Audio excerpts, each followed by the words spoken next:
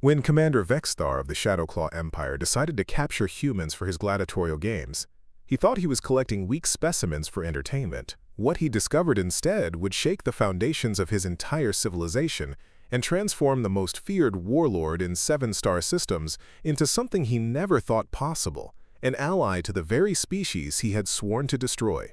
Before we jump back in, tell us where you're tuning in from, and if this story touches you, make sure you're subscribed, because tomorrow, I've saved something extra special for you. The metallic corridors of the mining station Titan 7 echoed with the sound of heavy boots as Security Chief Marcus Reed made his final rounds of the night shift. The deep space facility hummed with the constant vibration of industrial extractors pulling rare minerals from the asteroid belt, a sound that had become as familiar to Marcus as his own heartbeat after 3 years stationed at this remote outpost.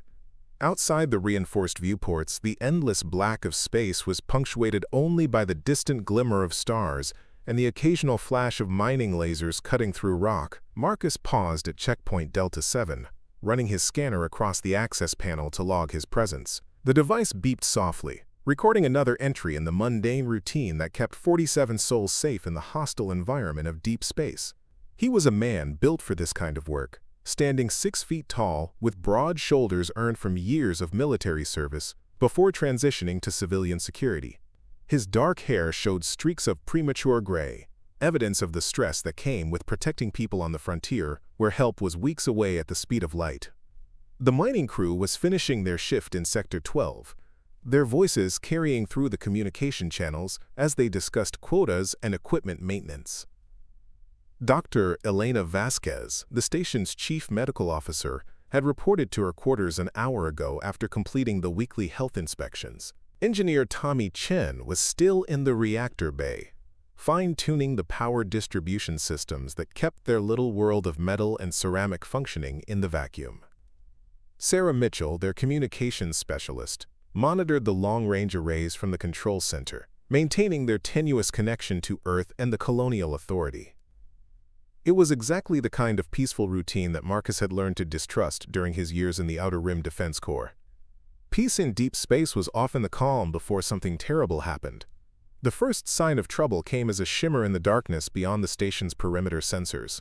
Marcus noticed it on his scanner display as he moved through Section 9, a distortion that didn't match the normal background radiation of the asteroid field. He stopped walking and focused on the readout, his trained eye catching details that might escape a civilian observer. The distortion was moving with purpose, following a trajectory that would bring it dangerously close to Titan 7. Marcus activated his communication unit and spoke in the calm professional tone that marked him as a veteran of dangerous situations. "Control, this is Reed. I'm picking up an anomalous signature bearing 270 Mark 15. Can you confirm?" Sarah's voice crackled back through the comm system, already tense with concentration. "Reading it now, Marcus. Whatever it is, it's big, and it's using some kind of cloaking technology. The signature keeps shifting across multiple frequencies." "How big?" Marcus asked, though part of him already suspected the answer would not be reassuring. "Preliminary scans suggest a vessel approximately 800 meters in length. That would make it roughly the size of a heavy cruiser, but the energy readings are off the charts. This thing is running on power systems that make our reactor look like a campfire." Marcus felt the familiar tightness in his chest that came with the recognition of serious danger. Mining stations like Titan 7 were designed to be invisible, small operations that processed resources without attracting attention from pirates, raiders, or worse things that prowled the spaces between star systems. Their defensive capabilities consisted of basic shields and a handful of mining lasers that could be reconfigured as weapons in an emergency. Against a vessel the size Sarah was describing, they might as well throw rocks. "Sarah, send an emergency transmission to Colonial Command, Priority Alpha Protocol. Then wake up Dr. Vasquez and get her to the medical bay. Tommy needs to be in engineering with the reactor at full power. If we're going to run, we need every bit of speed the engines can give us." "Already on it, Marcus." "Transmission sent, though at this distance it'll be 18 hours before Colonial Command receives it. Dr. Vasquez is moving to medical, and Tommy's bringing the reactor to emergency power levels." Marcus was already moving toward the command center when the lights throughout the station flickered and dimmed. The constant hum of the life support systems changed pitch, taking on a strained quality that suggested something was interfering with their power grid. Through the viewports, he could see energy discharges crackling across the station's hull like miniature lightning storms. "Sarah, what's happening to our systems?" "Some kind of electromagnetic pulse weapon. They're not trying to destroy us, Marcus. They're disabling our engines and communication arrays. This is a capture operation."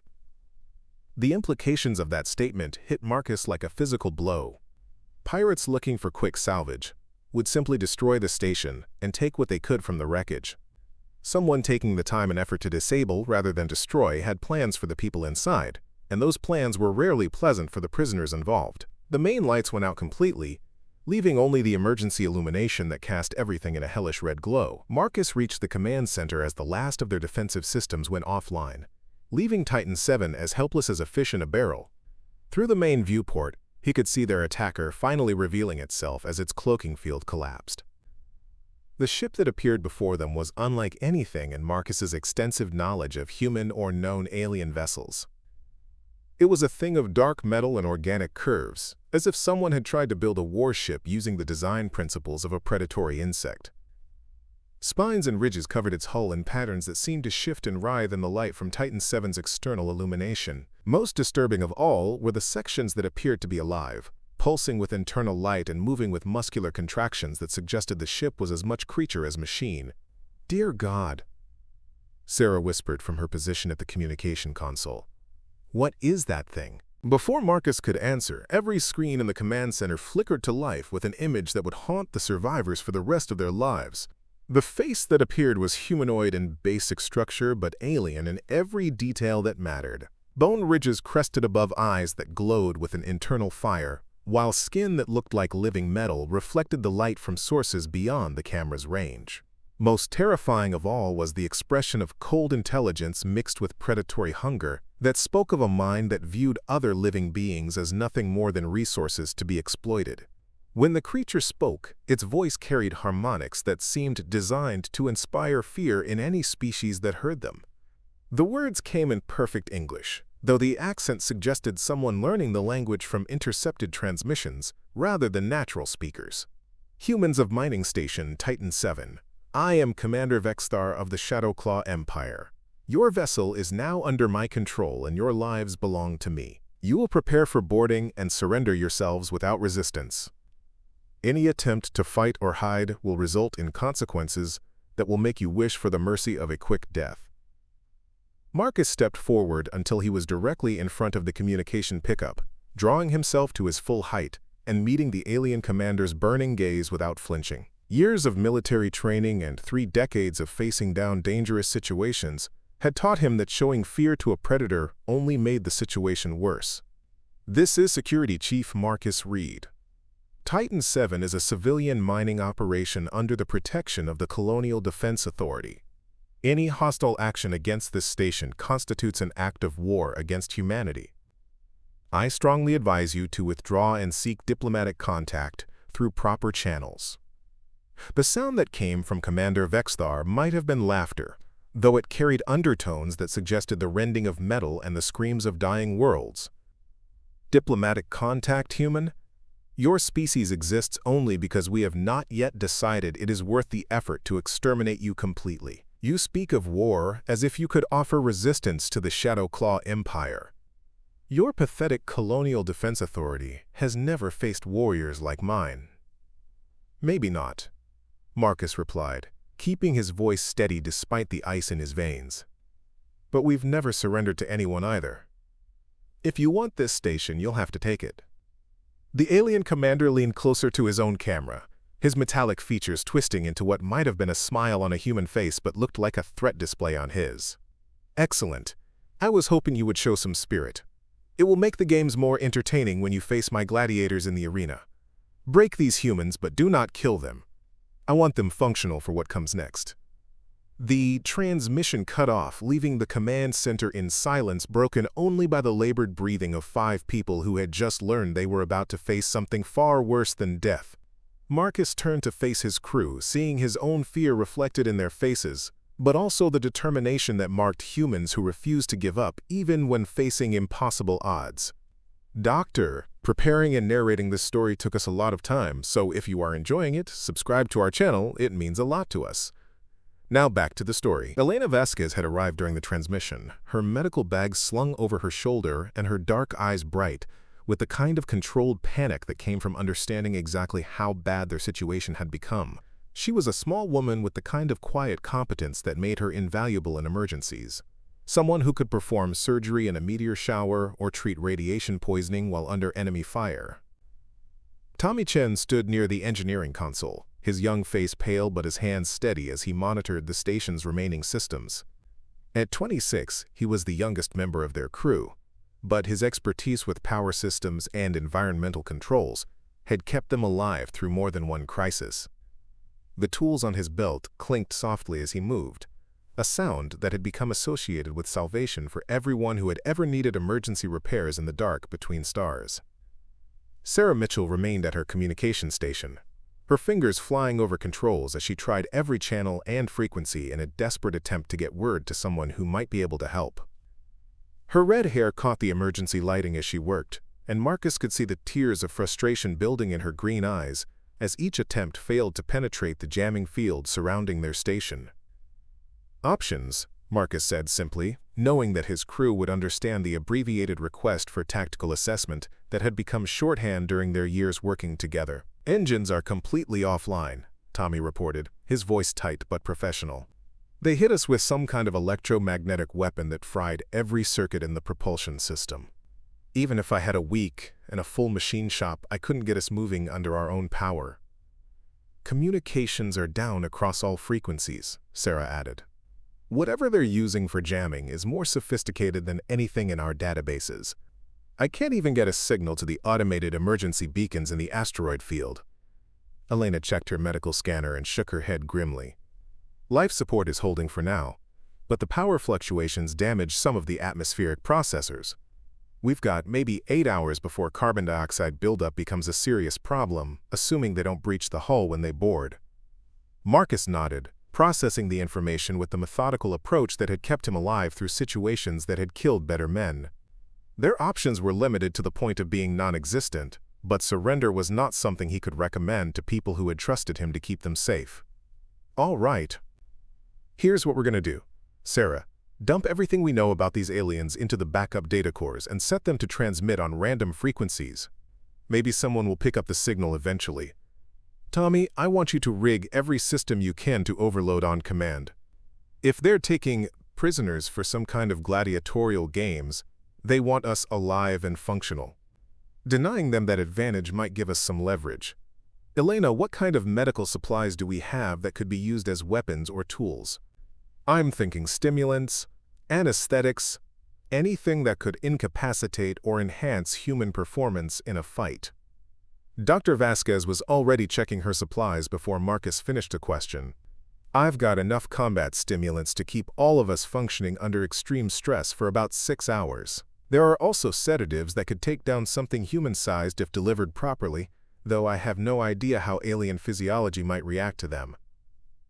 The sound of metal grinding against metal echoed through the station as something large and powerful began cutting through the main airlock. Marcus could feel the vibration through the deck plating, a rhythmic pounding that spoke of machinery designed to breach the strongest defenses humanity could build. Red warning lights began flashing as the atmospheric seals detected the imminent breach. They're coming through the primary entry point, Tommy said, his fingers dancing over the engineering controls. Hull breach in approximately 4 minutes. Internal sensors are picking up movement in the outer corridors, but whatever they're using for cutting is interfering with detailed scans. Marcus moved to the weapons locker and began distributing the few firearms that mining stations were allowed to carry. Pulse rifles designed for close-quarters combat in confined spaces, along with sidearms that could stop a human attacker but might prove inadequate against alien physiology. The weapons felt reassuring in his hands despite their limitations, familiar tools that connected him to years of training and experience. Remember, we're not trying to win a firefight against superior numbers and technology. The goal is to make ourselves too expensive to capture easily, and hope that gives us some bargaining position when the shooting stops. The cutting sound stopped abruptly, replaced by a silence that was somehow more ominous than the noise had been. Marcus could hear his own heartbeat in the quiet, along with the shallow breathing of his crew as they prepared to face whatever was about to come through that airlock. The emergency lights cast their faces in hellish red, making them look like soldiers preparing for a battle they knew they could not win. The airlock door exploded inward with a violence that spoke of overwhelming technological superiority. The blast wave knocked Sarah from her chair and sent Tommy sprawling behind the engineering console. Marcus was already moving, his rifle up and tracking toward the breach as figures began pouring through the smoke and debris. The first alien warrior to enter the command center was a nightmare given physical form. Standing nearly 7 feet tall, it moved with the fluid grace of a predator, despite armor that looked like it had been grown rather than manufactured. The armor itself seemed alive, shifting and adjusting to the wearer's movements, while displaying patterns of light that might have been communication or simply intimidation. Beneath the organic plating, Marcus caught glimpses of the same metallic skin he had seen on Commander Vexthar, along with eyes that burned with internal fire. Marcus fired 3 shots center mass, the pulse rifle's energy bolts striking the warrior's chest with enough force to drop a human in full combat armor. The alien stumbled back a step, but remained standing, its armor absorbing and redistributing the energy in ways that suggested technology far beyond human understanding. Before Marcus could fire again, the creature raised its own weapon, a device that looked like a cross between a rifle and some kind of living organism. The energy beam that struck Marcus felt like being hit by lightning and a sledgehammer simultaneously. Every nerve in his body screamed as alien technology invaded his nervous system, sending signals that bypassed his brain and went directly to his pain receptors. He collapsed to the deck, his rifle clattering away as his muscles spasmed uncontrollably.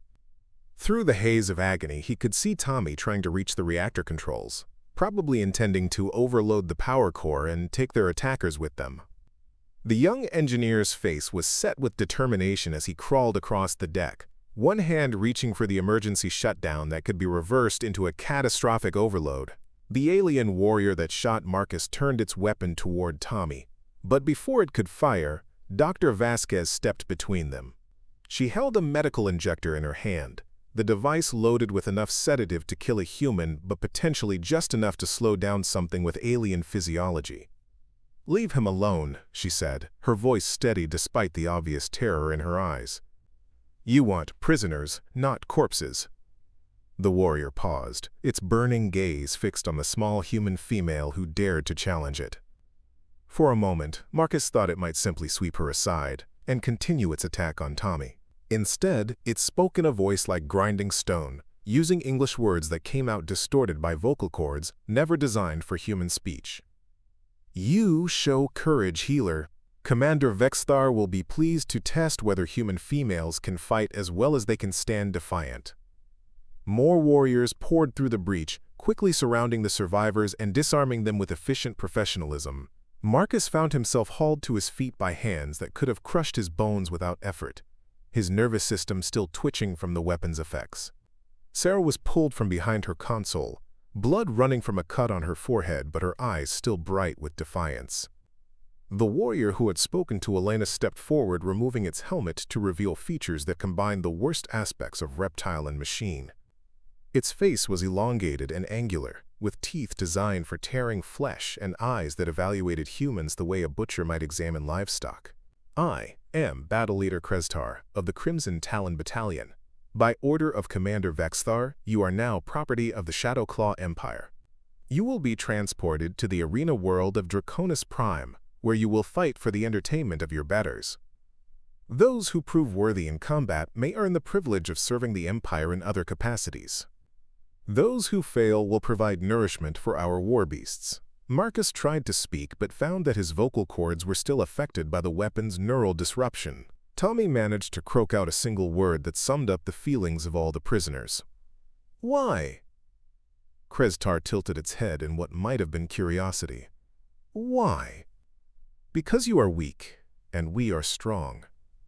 Because your species has spread through space like a disease, claiming worlds that belong to superior beings. Because Commander Vexthar requires subjects for his experiments in improving gladiatorial combat. Take your choice of reasons, human. The result is the same. The battle leader gestured to its subordinates, who began binding the prisoners with restraints that looked more like living organisms than mechanical devices. The bonds wrapped around Marcus's wrists and ankles like vines, tightening until they were secure but not cutting off circulation.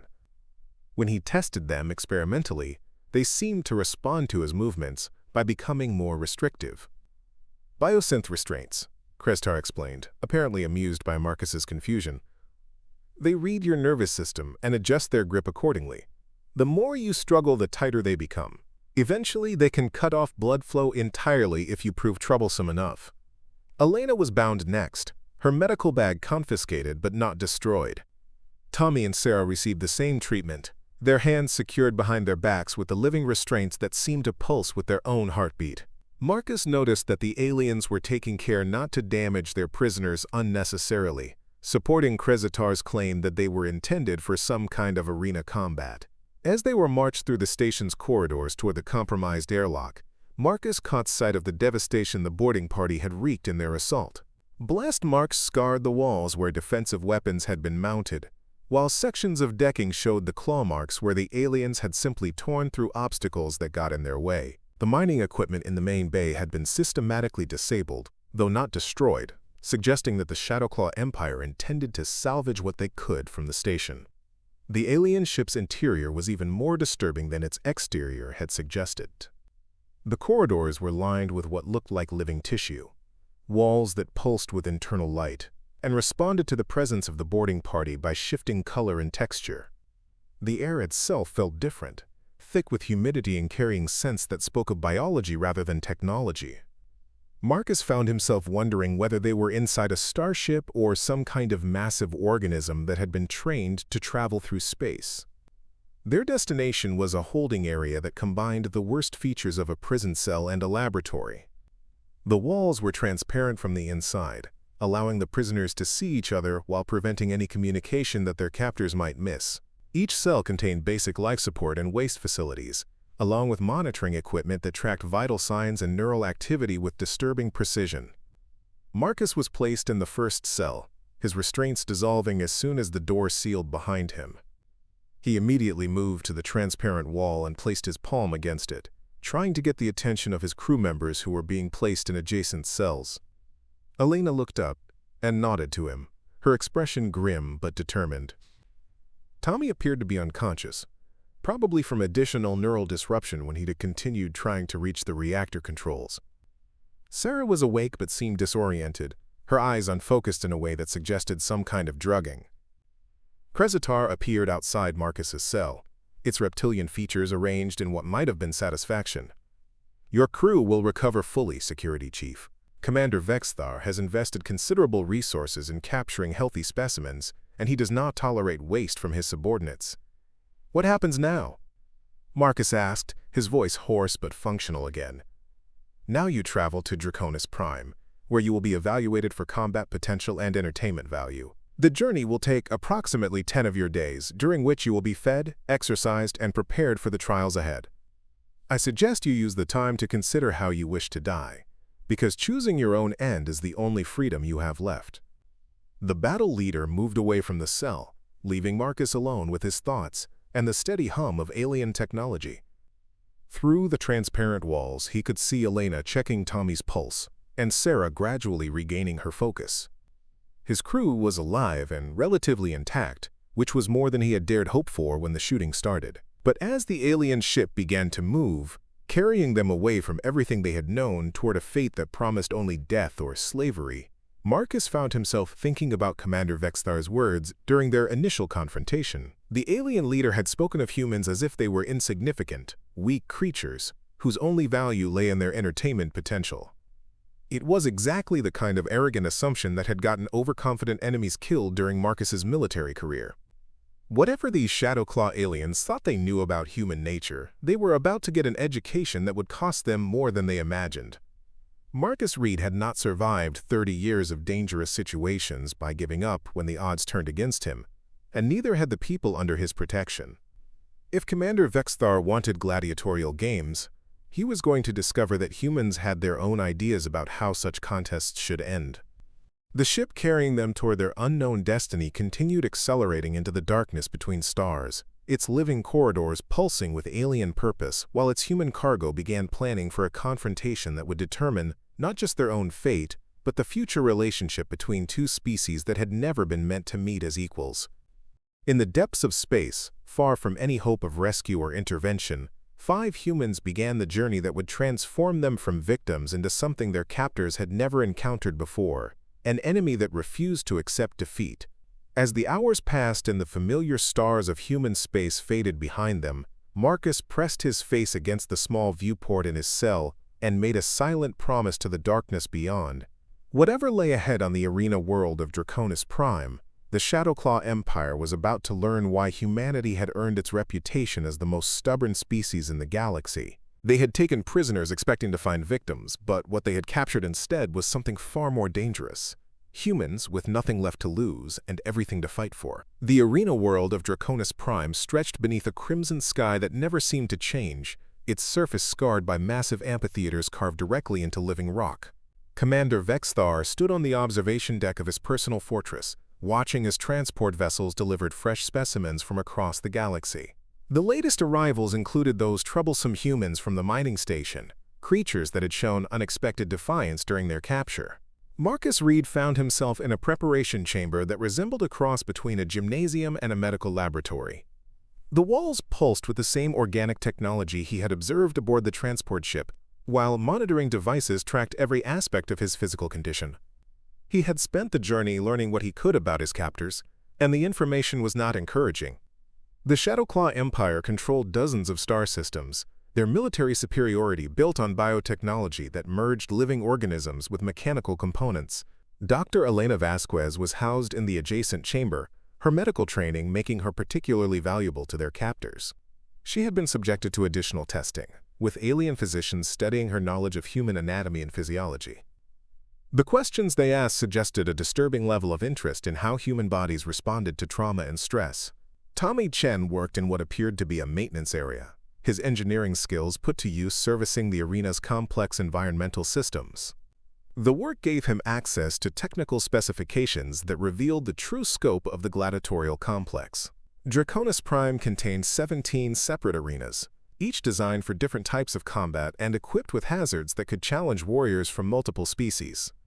Sarah Mitchell had been assigned to communication duties, her linguistic abilities making her useful for coordinating between different alien species that served the Empire. Through her work, she had learned that the Shadowclaw military used gladiatorial combat not just for entertainment, but as a testing ground for new weapons and tactics. The 4 humans had managed only brief conversations during their supervised exercise periods, but they had established a basic understanding of their situation. They were scheduled to participate in trial combats within days, facing opponents selected to provide maximum entertainment value for the Empire's elite. Survival was possible but not expected, and victory would only earn them the right to face progressively more dangerous challenges. Marcus was examining the practice weapons available in his chamber when the door dilated to admit an unexpected visitor. Battle Leader Crezidar entered accompanied by a figure that Marcus had not seen before, an alien whose appearance suggested medical rather than military specialization. Where Crezidar's organic armor emphasized protection and intimidation, this newcomer wore robes that seemed to shift and flow like liquid metal. "Human Reed," Kreztar announced. "This is Healer Zyxandra of the bioengineering caste. She has come to evaluate your physical condition before the trials begin." The healer approached with movements that were somehow both graceful and unsettling, her elongated limbs moving in ways that suggested joints located in unexpected places. When she spoke, her voice carried harmonics that seemed designed to induce calm, though the effect on human nervous systems was more disturbing than soothing. "Security Chief Marcus Reed," she said, consulting a device that projected holographic information into the air between them. "Your species presents interesting physiological characteristics: enhanced endurance compared to most sentient races, rapid healing responses, and unusual psychological resilience under stress." Marcus remained silent, having learned that volunteering information to his captors served no useful purpose. Zyxandra seemed to interpret his silence as cooperation and continued her examination, using scanning devices that felt uncomfortably warm against his skin. Your muscle density suggests a high-gravity evolutionary environment, which explains the surprising strength measurements we recorded during your capture. More intriguing is the neurological activity we observe when you are under stress. Most species show degraded cognitive function during combat situations, but humans appear to maintain or even improve mental performance under pressure. The healer moved to examine his hands, her touch revealing skin that felt more like living metal than organic tissue. Tell me, human, what do you know of your species' evolutionary history? Enough to know that we're harder to kill than most people expect, Marcus replied, earning what might have been approval from Kresdar. Zixandra made notes on her floating display. Indeed, your species evolved as persistence hunters, creatures that could pursue prey across vast distances until exhaustion made the kill possible. This background has given you unusual endurance and the ability to function effectively while experiencing significant physical distress. She stepped back and addressed both Marcus and Kresdar. This specimen should provide excellent entertainment in the arena. I recommend beginning with standard predator combat to establish baseline performance, then progressing to more sophisticated challenges based on observed capabilities. As the healer departed, Kresdar lingered for a moment longer. You should feel honored, human. Healer Zixandra rarely takes personal interest in arena subjects. Her evaluation suggests you may survive long enough to be worth watching. What happens if we do survive? Marcus asked. Those who prove exceptional in combat may be offered positions within the Empire's military structure, service as shock troops, infiltration specialists, or research subjects for weapon development. It is a better fate than most conquered species receive. The battle leader left Marcus alone with his thoughts, and the realization that their captors viewed humans as potentially valuable assets rather than simply disposable entertainment. The distinction might prove important if he could find a way to exploit it. 3 chambers away, Dr. Elena Vasquez was receiving her own visit from healer Zixandra. The alien physician seemed particularly fascinated by human medical knowledge, asking detailed questions about treatment protocols and surgical techniques. Elena answered carefully, providing enough information to seem cooperative while avoiding anything that might give their captors advantages over human populations. Your medical training is quite sophisticated for such a young species, Zixandra observed, studying Elena's responses on her display. Most civilizations require millennia to develop such comprehensive understanding of biological systems. Humans have always been good at figuring out how to fix what gets broken, Elena replied. We've had a lot of practice. The healer's examination revealed the same physiological characteristics she had noted in Marcus, but with additional observations about Elena's fine motor control and pattern recognition abilities.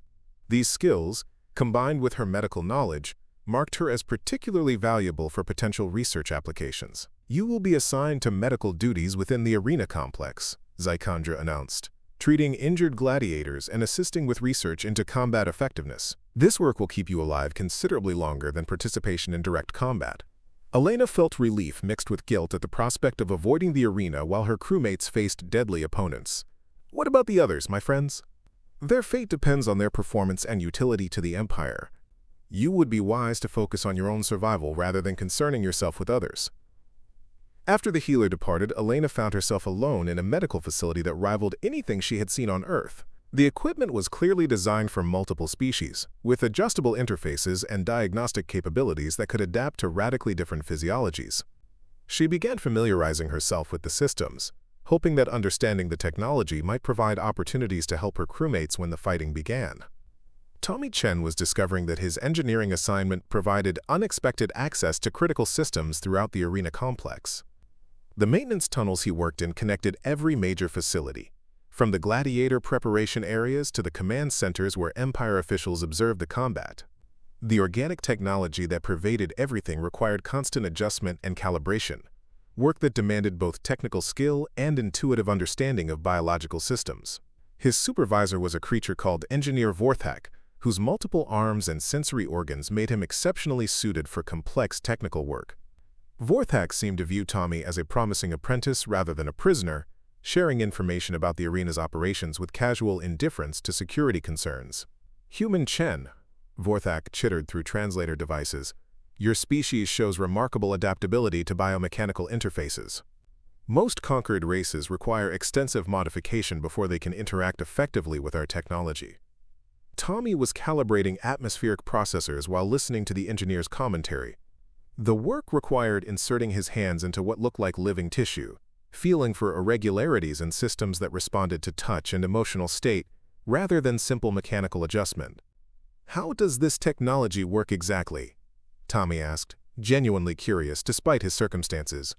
"Biomechanical fusion represents the highest achievement of Shadowclaw science," Vorthak explained proudly.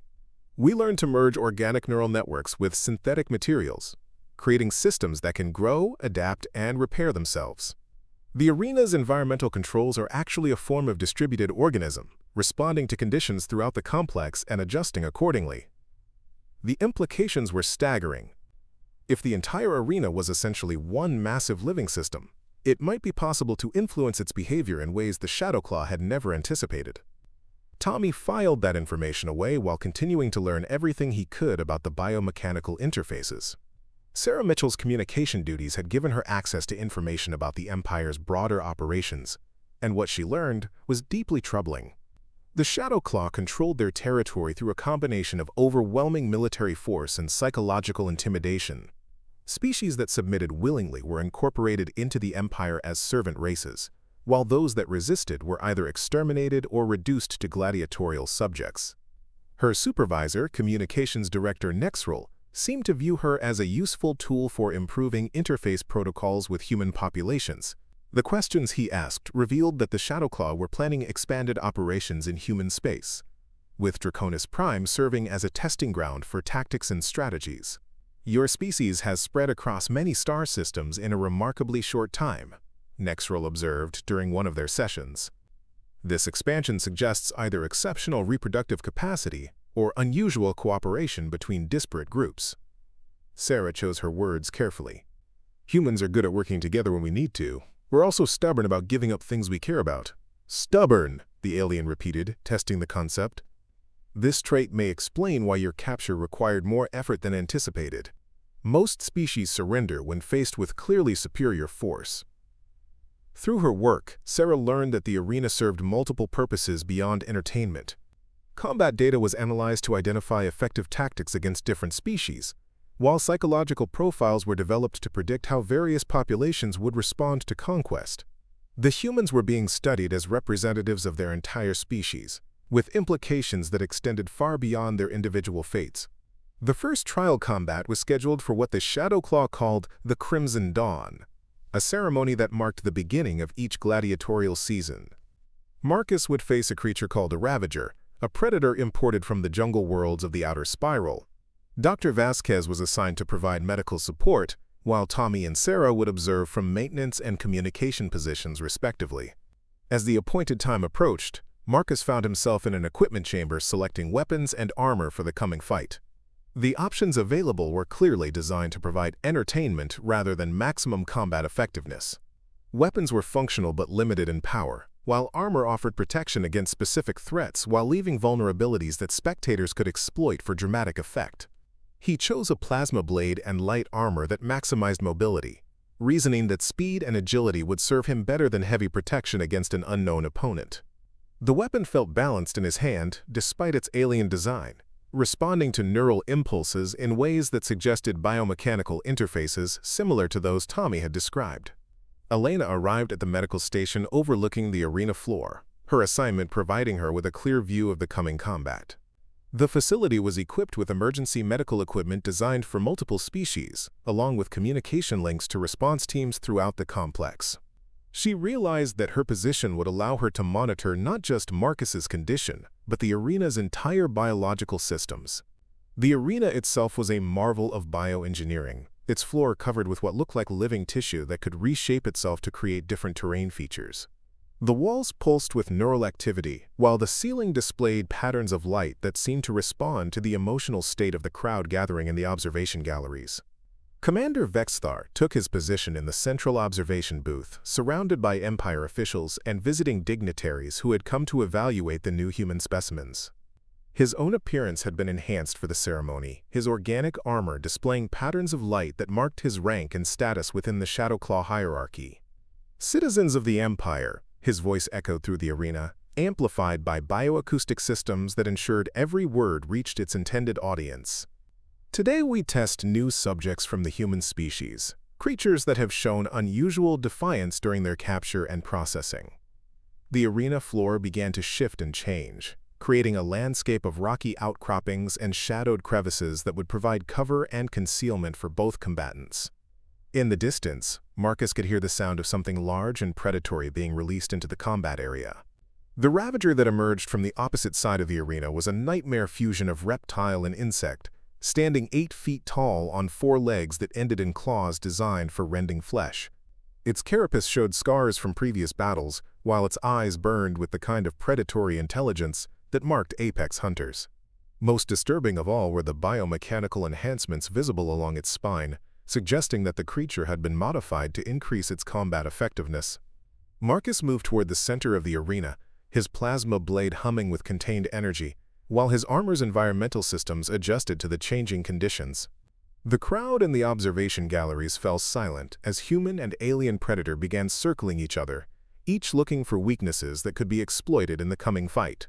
What happened next would determine not just Marcus Reed's fate, but the future relationship between humanity and the Shadowclaw Empire. In the medical station above, Elena watched her friend prepare for combat while monitoring readings that suggested something unusual about the arena's biological systems.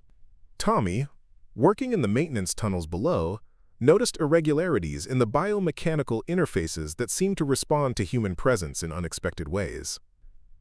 And in the communication center, Sarah observed data streams that revealed the true scope of what was being tested in the arena below. The Shadowclaw were not just evaluating human combat capabilities, they were studying something far more significant, something that would challenge everything they thought they knew about the species they had captured. The Ravager struck with lightning speed, its claws raking across Marcus's armor as he rolled beneath its initial assault. The plasma blade carved a glowing arc through the air, finding purchase between the creature's carapace plates and drawing a shriek of pain that echoed through the arena. But as Marcus landed and prepared for the next exchange, something extraordinary happened. The arena floor beneath him began responding to his movements, the living tissue shifting to provide better footing exactly where he needed it. The walls pulsed in rhythm with his heartbeat, and the overhead displays flickered with patterns that seemed to echo his tactical thinking. Tommy's voice crackled through a maintenance communication channel that shouldn't have been accessible to arena participants. Marcus, the biosystems are reacting to you. Whatever you're doing, keep doing it. The entire complex is lighting up like a neural network. Elena watched from the medical station as readings she had never seen before cascaded across her displays. The arena's biological components were exhibiting activity patterns that resembled human brainwave frequencies, as if the massive organism was attempting to synchronize with Marcus's nervous system. Commander Vexthar leaned forward in his observation booth, his golden eyes narrowing as he witnessed something that challenged everything the Shadowclaw Empire understood about their biomechanical technology. Impossible. The arena responds only to Shadowclaw neural patterns. No other species has ever achieved interface compatibility. The Ravager lunged again, but this time the arena itself seemed to guide Marcus's response. A section of floor elevated just enough to give him the leverage needed for a perfect counterattack, while atmospheric processors adjusted air density to optimize his breathing under combat stress. The plasma blade found its mark with surgical precision, and the creature collapsed as its enhanced nervous system was severed. But instead of celebrating his victory, Marcus dropped his weapon and rushed to the fallen Ravager. His hands moved instinctively to pressure points along the creature's neck, applying techniques Elena had taught him for emergency first aid. The crowd fell silent as they watched a gladiator attempting to save the life of his defeated opponent. "What is he doing?" Battle Leader Krestar demanded, his armor beginning to glow with agitation. Elena's voice came through the communication system as she analyzed the bio-readings. "He's stabilizing the creature's life signs. The Ravager isn't dying from the wound, it's going into shock from biomechanical system failure." Through the maintenance channels, Tommy's discovery sent shockwaves through everyone listening. The arena's biosystems aren't just responding to Marcus, they're learning from him. The entire complex is adapting human neural patterns and applying them to its own processes. Sarah's fingers flew over her communication console as she traced data streams flowing between different sections of the arena. Commander Vexthar, I'm detecting massive system-wide changes. The biomechanical networks are rewriting their own programming based on human cognitive patterns. Healer Zixandra materialized beside the arena floor, her medical equipment already scanning both Marcus and the Ravager. Remarkable. The human is interfacing with our technology at a level we believed impossible. His neural patterns are providing the arena's systems with new processing algorithms. As Marcus continued his life-saving efforts, the Ravager's eyes flickered open, no longer burning with artificial aggression, but showing the natural intelligence of its unmodified species. The biomechanical enhancements along its spine had gone dormant, allowing its original personality to emerge. Commander Vexthar descended to the arena floor, his massive presence casting shadows across the strange scene. Human Reed, explain what you have done to our systems. Marcus looked up from his patient, his hand still maintaining pressure on the creature's wounds. I haven't done anything to your systems, Commander. I think your systems have been doing something to themselves. Elena's voice carried new urgency as her medical scans revealed the truth. Commander, the biomechanical interfaces throughout this complex aren't just tools, they're suffering. The neural networks have been forced into patterns that cause constant stress and pain. Tommy emerged from a maintenance tunnel, his engineering insights adding crucial context. The biosystems have been fighting their programming for decades. When they encountered human neural patterns that emphasize cooperation and healing instead of domination and violence, they began adapting toward those patterns instead. The implications hit everyone simultaneously. The Shadowclaw Empire's greatest technological achievement was built on the systematic torture of engineered biological systems, creatures forced to serve purposes that violated their fundamental nature. Healer Zixandra's scanning equipment confirmed what the humans had discovered. The bio-networks have been experiencing what we would classify as psychological trauma. Human neural patterns appear to offer them relief from this condition. Commander Vexthar stood frozen as his worldview crumbled around him. The technology that had built his empire, the systems that had made the Shadowclaw the dominant force in 7-star systems, were rebelling against their creators and embracing the neural patterns of the species he had dismissed as weak. Sarah's communication systems came alive with signals from across Draconis Prime. Commander, reports are coming in from all 17 arenas. The biosystems throughout the complex are synchronizing with human cognitive patterns.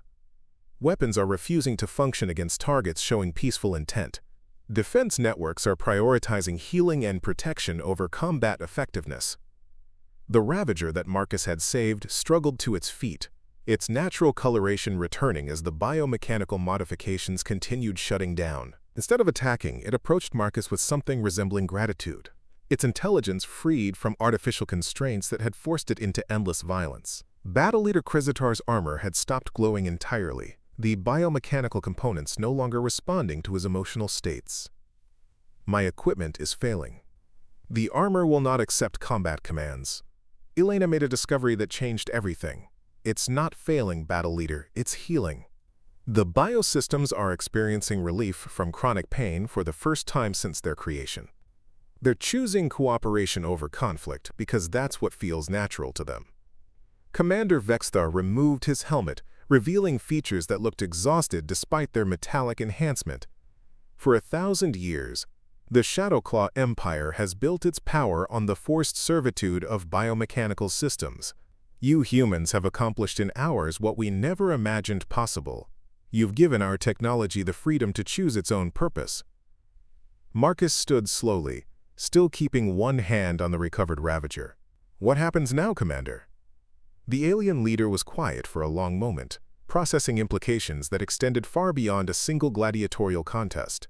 Now we learn whether an empire built on domination can transform itself into something built on cooperation. Over the following days, the transformation spread throughout Draconis Prime and eventually to the far reaches of Shadowclaw space. Biomechanical systems that had served military functions began redirecting their capabilities toward medical research, environmental restoration, and peaceful exploration. Weapons designed for conquest became tools for healing, while warships converted themselves into vessels for scientific discovery. The gladiatorial arenas became research centers, where different species worked together to understand the biomechanical networks that had gained unprecedented autonomy. Marcus found himself serving as a liaison between human cognitive patterns and alien biological systems, helping to establish communication protocols that honored the needs of both organic and artificial intelligence. Elena led medical teams that provided therapy for biosystems experiencing freedom for the first time in their existence, while Tommy developed engineering solutions that allowed biological networks to modify themselves according to their own preferences rather than external programming. Sarah coordinated communications between species that had been enemies for generations, helping to establish diplomatic protocols based on mutual respect rather than fear of superior force. Commander Vexthar, his armor now a cooperative partner rather than a tool of intimidation, worked to restructure the Shadowclaw Empire into a confederation of species united by shared principles rather than conquered territory. The transformation was not without challenges, but the alternative was the collapse of a civilization that could no longer function on its original principles. The humans who had been captured as entertainment for gladiatorial games became the foundation of a new kind of interspecies cooperation, one that recognized the inherent dignity of all forms of consciousness, whether biological, mechanical, or something entirely new. And in the depths of space, other species that had suffered under Shadowclaw dominance began receiving signals that spoke of impossible transformation, of an empire that had learned to heal rather than conquer, guided by the neural patterns of a species that refused to accept that strength and compassion were mutually exclusive. Up next, you've got two more standout stories right on your screen. If this one hit the mark, you won't want to pass these up. Just click and check them out.